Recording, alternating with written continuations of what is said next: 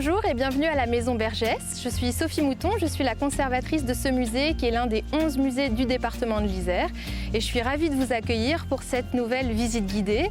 La Maison de Bergès, c'est un musée qui se trouve à Villarbonneau, qui est en fait la demeure d'une famille d'industriels, les Bergès, qui s'installent ici dans la vallée du Grésivaudan au 19e siècle pour exploiter l'eau et râper du bois, produire du papier. Donc c'est une histoire industrielle qui se joue essentiellement ici à Lancé, mais pas seulement. Dans le cadre de la saison culturelle Déshabillez-nous, on a eu envie de vous montrer une autre facette de leur histoire, une autre facette de la belle époque, qui est l'âge d'or de cette maison Bergès, en vous invitant à découvrir l'univers des spectacles avec cette nouvelle exposition qui s'appelle donc Au spectacle de Sarah Bernard à Cyrano de Bergerac.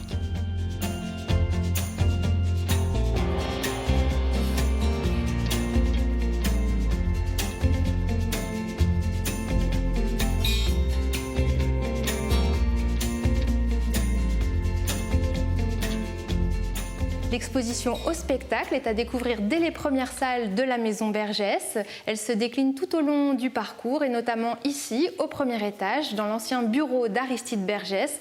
Un bureau où vous pourrez le voir, le décor est tout à fait préservé. On a la chance de conserver des papiers peints qui datent de la toute fin du 19e siècle et de raconter dans cette salle l'histoire industrielle des papeteries de Lancé. Et dans cet espace, on a choisi de vous présenter une affiche publicitaire qui avait été dessinée et créée pour les papeteries de Lancé à la fin du 19e siècle. Une affiche publicitaire qui, vous le voyez, vante les mérites d'un nouveau produit, les papiers photographiques Martin.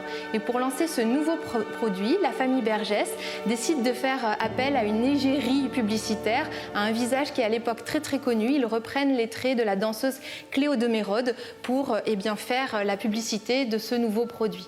Cléo de Mérode, c'est une danseuse, comme je le disais, qui avait été formée à l'Opéra de Paris et c'est surtout une icône de beauté qui va particulièrement travailler sa beauté pour devenir un idéal féminin de la fin du 19e siècle. Et c'est cet idéal que les Bergès reprennent à leur compte pour vanter les mérites de leur papier. Ils sont fans de Cléo de Mérode, ils ont dans leurs archives familiales un certain nombre de petits portraits photographiques qu'ils collectionnent. À cette époque, le portrait de Cléo de Mérode est particulièrement diffusé grâce aux très nombreuses photographies que l'on va retrouver partout à travers le monde.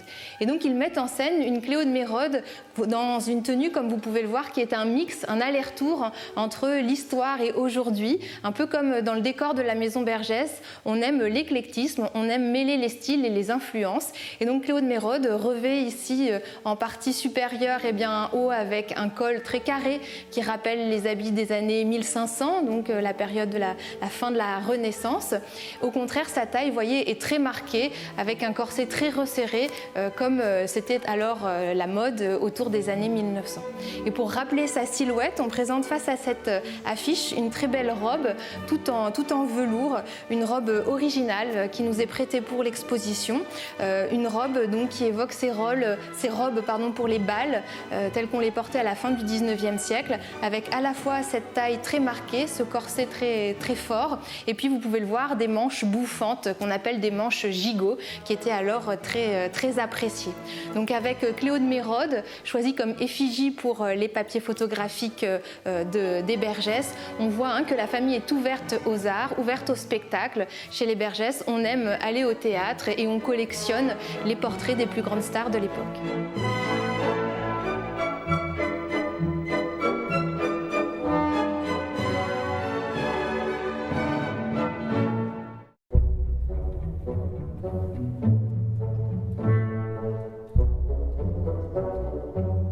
Et nous voici dans la salle d'exposition temporaire où nous accueille Madame Gervex. C'est ce grand tableau qui est derrière moi.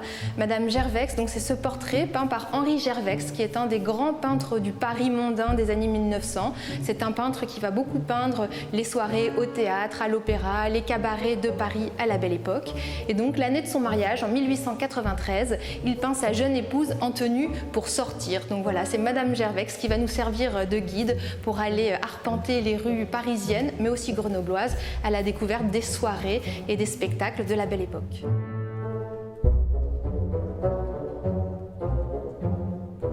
Lorsqu'on évoque l'histoire du spectacle à la Belle Époque, l'histoire du théâtre, il y a tout de suite un nom qui nous vient à l'esprit, c'est celui de Sarah Bernhardt.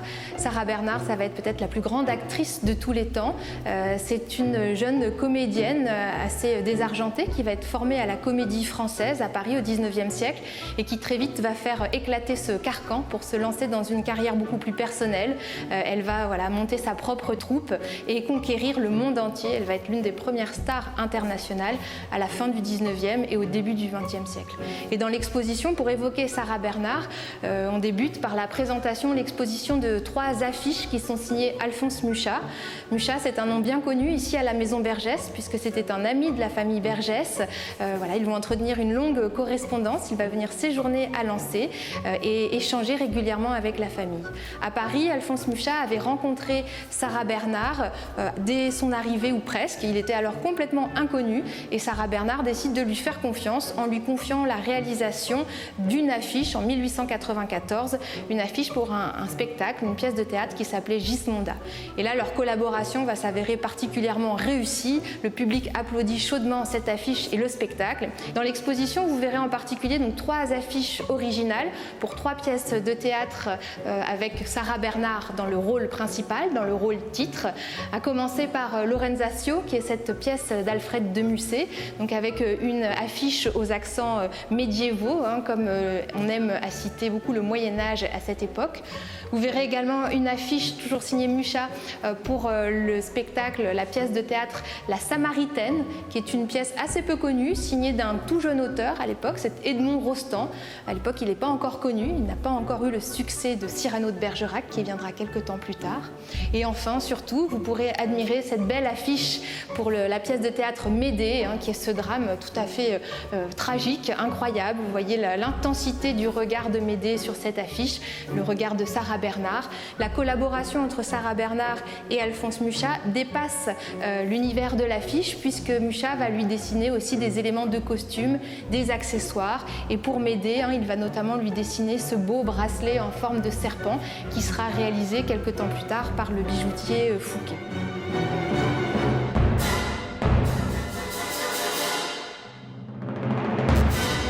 Parmi les dizaines de rôles que Sarah Bernhardt va incarner sur les planches du monde entier, on a retenu une pièce de théâtre ici pour la Maison Bergès. C'est la pièce de théâtre Théodora qui va être rédigée par Victorien Sardou, qui est un auteur qui va beaucoup écrire pour elle. Et Théodora, c'est un drame, c'est l'histoire d'une impératrice byzantine, Théodora, mariée à l'empereur Justinien Ier. L'histoire se passe au VIe siècle après Jésus-Christ et c'est tout le faste de la cour de Byzance, tout son or et tout son décor qui est vraiment mis en avant dans cette mise en scène de Théodora qui va vraiment remporter un très très grand succès public. Dans les années 1880, c'est un décor très historiciste qui est mis en scène. Vous voyez derrière moi cette belle affiche par Manuel Oradi qui présente justement ce faste et cette somptuosité de Byzance telle qu'on l'imaginait alors en 1900. Il y a un vrai goût pour ces décors qui s'emparent de la France entière et à Lancé aussi, les Bergès vont s'intéresser à cette mode byzantine et une partie du décor de la maison est très concrètement inspirée de cette influence byzantine et de ce goût pour Byzance, son faste et ses décors très, très somptueux. Sarah Bernhardt va recréer la pièce au début du XXe siècle, en 1902, et cette fois elle va choisir un décor beaucoup plus art nouveau. Elle va se tourner notamment vers un grand bijoutier qui s'appelle René Lalique pour composer avec lui des accessoires. Vous verrez dans l'exposition, grâce à des prêts tout à fait exceptionnels, une partie des accessoires que portait Sarah Bernhardt sur scène, avec notamment une très belle coiffe, une tiare que portait cette impératrice Théodora.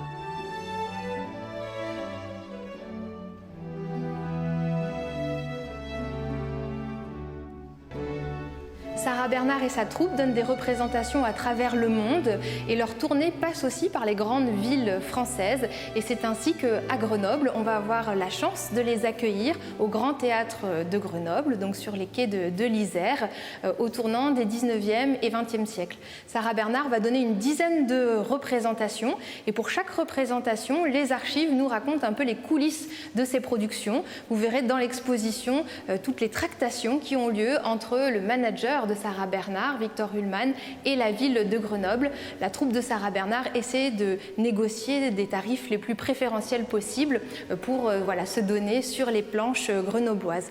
Parmi les pièces qu'on va pouvoir venir applaudir ici à Grenoble, on retrouve la pièce Froufrou, pour laquelle vous verrez une très belle robe aujourd'hui conservée. Vous verrez donc cette robe dans notre exposition. Et puis vous pourrez aussi découvrir des éléments de la parure de Sarah Bernard pour une pièce qui va remporter un grand succès. Cette pièce, c'est l'Aiglon, qu'elle donne pour l'exposition universelle de 1900.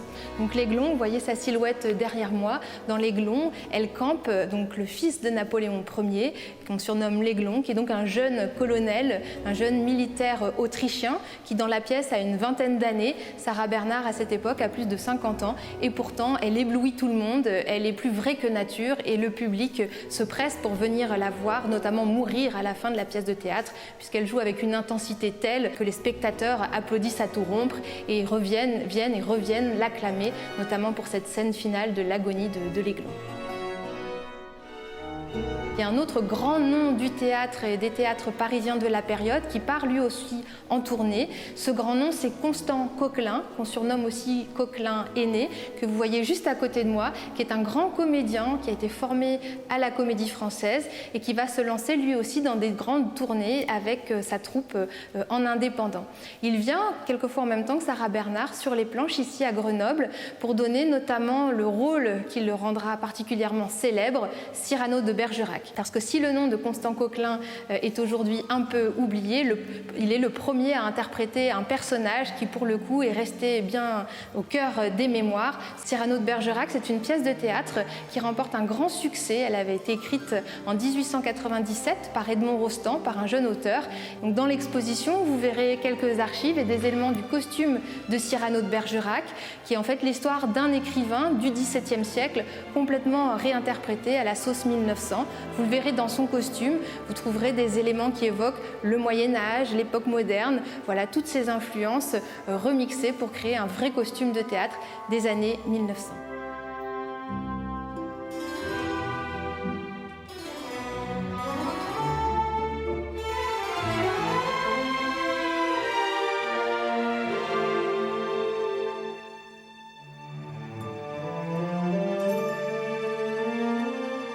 Voilà donc un petit aperçu de cette exposition au spectacle de Sarah Bernard à Cyrano de Bergerac, qui est visible jusqu'au 24 novembre à la Maison Bergès.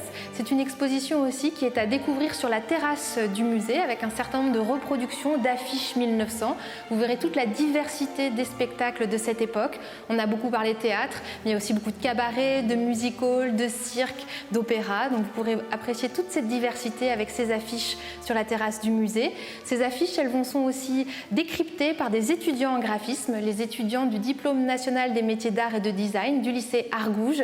On a eu une très belle collaboration avec ces étudiants dans le cadre de notre exposition. Vous pourrez découvrir leur travail également à travers cette petite gazette qui vous est remise gratuitement à l'accueil du musée, une gazette anachronique pour vous plonger dans toute cette variété, diversité de la belle époque. Je vous remercie beaucoup d'avoir suivi cette nouvelle visite guidée à la Maison Bergès.